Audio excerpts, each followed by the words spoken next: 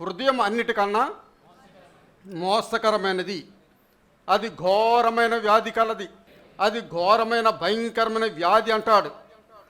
దాన్ని గ్రహింపగలవాడు ఎవడు? మన హృదయాన్ని మనమే గ్రహింపలేమండి. ఎవడో అన్నాడంటే ఎవడో కాదని. ఆ హృదయాన్ని మనమే గ్రహింపలేము. మన హృదయంలో ఏ వ్యాధి ఉన్నదో మనకు తెలియదు. మామూలుగా వచ్చి గుండె వ్యాధుల గురించి నేను చెప్పడం లేదు. పాపం అనే వ్యాధి గురించి దేవుడు ఇక్కడ ఇర్మియా ద్వారా మాట్లాడుతూ ఉన్నాడు. దానిని గ్రహింపగలవాడు ఎవడు? అయితే ఒకరిని ప్రవర్తనం బట్టి వాని క్రియల ఫలము చొప్పున ప్రతి వానికి ప్రతికారము చేయుటకు యెహోవా అను నేను సిద్ధముగా ఉన్నానంటున్నాడు.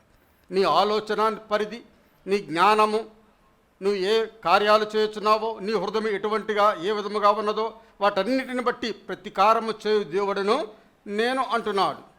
హృదయాలు పరిశోధించువాడని నేను అంటున్నాడు.